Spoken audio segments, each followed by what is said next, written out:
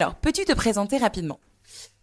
Pierre Berry, je suis apiculteur professionnel à l'année, c'est-à-dire que je vis de ça. Je suis associé avec mon papa et on a un salarié. Pourquoi as-tu choisi ton métier? Drôle de question.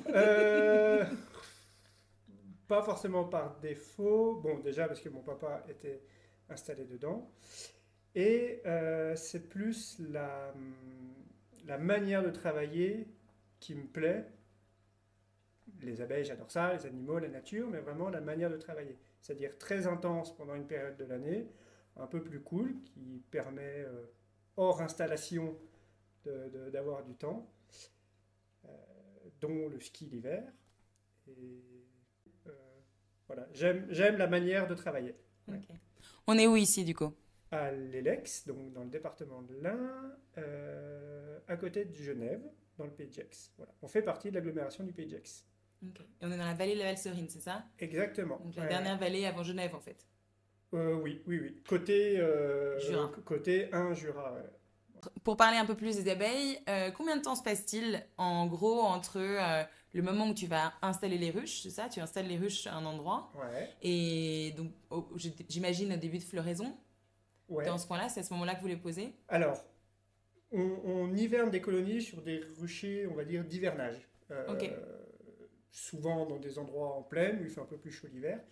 Les abeilles passent très bien l'hiver s'il fait -15 comme à l'Elex où on est. Mais en plaine, bah, ça démarre plus tôt, tout simplement. ok, Dans le Pays de Gex, on peut faire du miel dès début avril, alors que chez nous à l'Elex, fin mai, début juin, les années précoces. ok. Donc on fait notre premier miel là sur nos ruchers d'hivernage, et après on transhume jusqu'à courant juillet, début août, pour aller chercher les mielés ou les floraisons qui nous intéressent. Et combien de temps se passe-t-il entre, en gros, le moment où tu installes la ruche et la mise en pot? Ça peut durer. Ah, la mise en pot. Euh, Parce qu'en fait, tu peux les laisser en récolte, quand tu as récolté ton miel, tu peux le laisser en barrique, comment ça se dit ouais, quand on récolte, Ouais, le miel, on le stocke dans des fûts, c'est des fûts alimentaires, ok. et on met en pot au fur et à mesure qu'on ait besoin. Ok, d'accord. Euh, Donc on peut les conserver en fût pendant longtemps en fait. voilà, le miel, alors on entend qu'il se conserve indéfiniment, c'est plus ou moins vrai, Ouais, ça dépend de son taux d'humidité. ok. Pas du taux d'humidité où il est conservé, mais Ouais, du taux d'humidité du produit, du miel. ok. Plus il va être bas en humidité, mieux il va se conserver dans le temps. Ok. Et donc, quelles sont les grandes étapes pour toi dans la récolte du miel, dans la gestion du miel? Donc, amener les ruches à l'endroit où il va y avoir les fleurs et ensuite, tu les laisses là? Les grandes étapes, amener déjà les bonnes ruches au bon endroit. Ok. C'est-à-dire, ça ne sert à rien d'amener des ruches, on va dire, faibles en population sur un endroit qui nous intéresse pour la mielée. Là, par exemple, je rentre du châtaignier, on a emmené des ruches fortes au châtaignier pour produire le châtaignier. Ok. Et une fois que la mielée est terminée, on récolte pour pas que les abeilles mélangent avec d'autres choses. Par exemple, pour le châtaignier, vu que c'est un miel monofloral, Ok. on récolte et On met on en feu. extrait dans la foulée, la période d'extraction, et là après on stocke voilà, dans les fûts. Ok. Et la période d'extraction, on imagine, nous, je pense toutes les abeilles qui arrivent, genre, dis donc, qu'est-ce que tu fais? Comment ça se passe, ce moment-là, en fait, de récolte, quoi? Voilà, alors ouais, récolte et extraction, bien deux choses différentes. Ok. Récolte, on prend les hausses avec le miel sur les ruches, donc dans le rucher. Extraction, on extrait le miel des cadres Ok. pour stocker voilà, dans les fûts. Mais donc la période de récolte, euh, quand c'est au printemps et qu'il y a de la ressource extérieure, euh, elles nous laissent faire, littéralement elles nous laissent faire, parce que voilà, elles ont d'autres problèmes à régler, elles vont aller butiner ailleurs. Et quand on arrive, bah voilà, fin juin, courant juillet, il y a il se déclenche ce qu'on appelle le pillage. C'est qu'il y a de moins en moins de ressources dans la nature. Et donc quand on vient enlever le miel, elles comprennent un petit peu, elles vont chercher ce qu'elles ont ramassé. Donc on est un petit peu embêté par le pillage. Mais ça, c'est pas un souci parce qu'on enlève toutes les abeilles, mais il faut faire les choses vite pour pas qu'elles retrouvent le miel. Qu'est-ce qu'elles font en fait quand elles font la mielée, les abeilles? Elles vont butiner les fleurs. Et alors, j'ai cru comprendre qu'il y avait en plus une différence avec le sapin, etc. Mais sur la partie fleurs, c'est quoi le mécanisme de l'abeille? Elle va aller sur des fleurs déjà dit mellifères, non, nectarifères, qui produisent du nectar. Ok. Par exemple, l'acacia, le pissenlit, le châtaignier, la ronce, et j'en passe. Elles vont aller chercher du nectar. C'est une substance que la fleur produit. Et à ce moment-là, c'est quasiment de la flotte. C'est à peine sucré, mais c'est quasiment de la flotte. Et les abeilles, elles vont le sécher et le transformer. Mais une fois que le nectar est ramené à la ruche. D'accord. Donc elles vont l'ingurgiter, elles vont le recracher. D'autres abeilles vont reprendre ce nectar pour le recracher, pour le travailler. Et c'est elles qui transforment le nectar en miel. Le miel, il n'est pas issu directement de la fleur. Ok.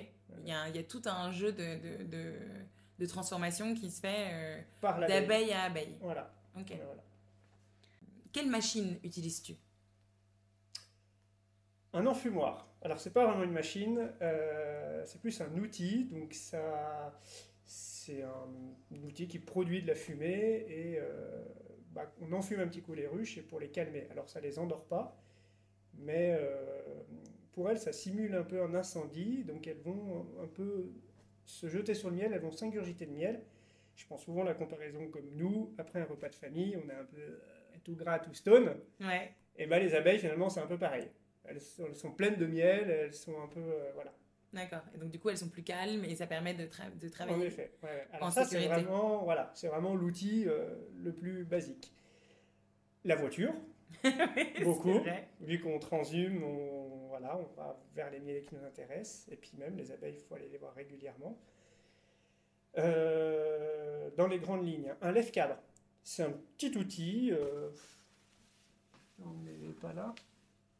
J'en ai pas là. C'est un petit outil et ça permet de absolument tout faire. De gratter du matériel, de déplacer, de décoincer les cadres, d'enlever une caisse.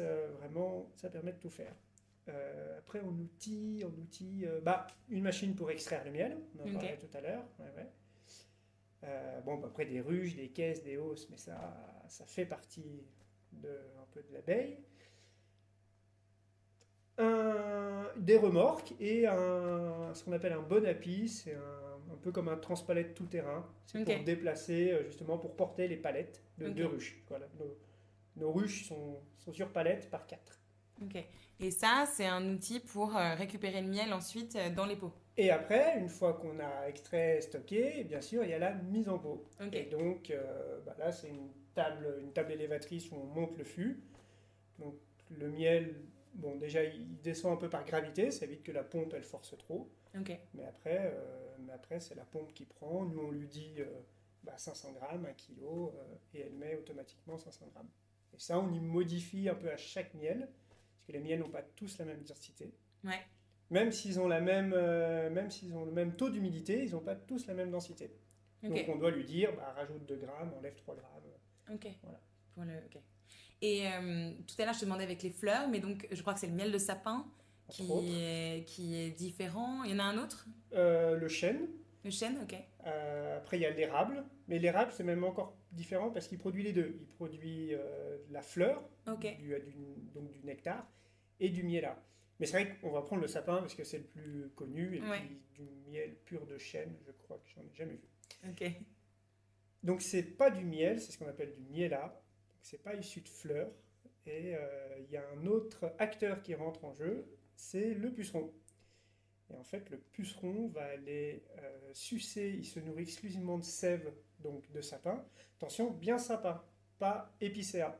Okay. Souvent, on confond les deux, mais non, c'est bien le sapin pectiné. Parfois, certaines années, l'épicéa produit aussi du miellat, mais c'est vraiment particulier. Okay. Et donc, vu que les pucerons se nourrissent exclusivement de sève, ils vont rejeter une substance sucrée. C'est ça ce qu'on appelle de la malle. Ok. Et les abeilles vont aller récupérer ce que sécrètent les pucerons. Ok. Donc dit comme ça fait pas très envie. Oui, oh. Mais c'est de la sève de sapin modifiée. Ok. Voilà. Ce qui lui donne des propriétés aussi que les miels floraux n'ont pas forcément. Exactement. Alors les propriétés de chaque miel, je ne les connais pas forcément, mais voilà, il est dit, le sapin aurait des propriétés antiseptiques. Ouais. Quels sont les risques pour le miel? La fermentation, tout à l'heure je parlais de l'humidité du miel. Ouais. Si le miel est trop haut en humidité, il peut fermenter, comme une confiture, comme une compote, comme n'importe quoi qui fermente en fait. Les piqûres d'abeilles, Ouais. voilà, il y a quand même des gens qui deviennent allergiques au bout d'un moment. Il y a Ok. certains apiculteurs qui deviennent allergiques. Ok. Voilà. De fleurs ou des choses comme ça va impacter énormément le risque de production ou... Et après, comme dans tout secteur agricole, finalement, la météo, Ouais. qui joue un rôle vraiment très important. Nous, cette année, par exemple, pour l'apiculture, pour le miel, dans notre région, je parle bien de notre région à l'Elex. Je sais que dans le sud-ouest, c'est pas pareil, mais cette année, chez nous, il y a eu trop d'eau. Trop de froid au printemps, jusqu'à mi-juin, fin juin, trop de froid et trop d'eau. Donc, ça impacte énormément la production. Parce que les fleurs, je disais tout à l'heure qu'elles produisent du nectar. Le nectar, il faut que pour qu'elles produisent du nectar, il faut une certaine température et une certaine humidité.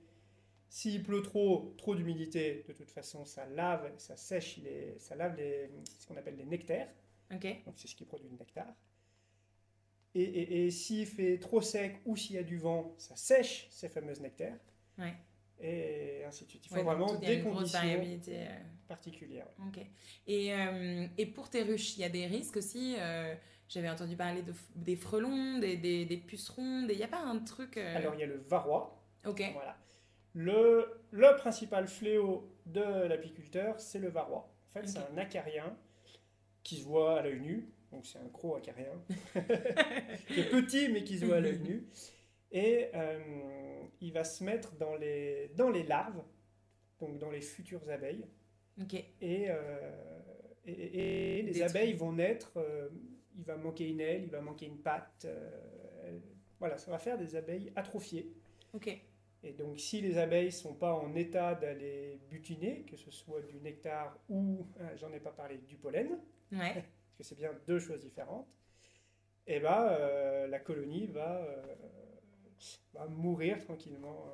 Et dans d'autres secteurs en France, nous ça commence, mais c'est pas encore très grave, il y a le fameux frelon asiatique qui arrive. Ok. Et donc là, comme on entend partout aux infos, c'est le frelon qui va venir récupérer les abeilles pour se nourrir. Ok. Et détruire les colonies comme ça. Et détruire les colonies comme ça. Ok. Et tu parlais de pollen, donc du coup, quelle est la différence là, le pollen Le pollen, les abeilles, elles n'en mangent pas. Ok. C'est uniquement pour produire, ça fait partie du processus pour nourrir le couvain, donc les futures abeilles. Ok. C'est de la protéine. Ok. C'est quasiment de la pure protéine. Donc l'homme en consomme, bien sûr, du pollen. C'est même plutôt bon, moi j'aime bien.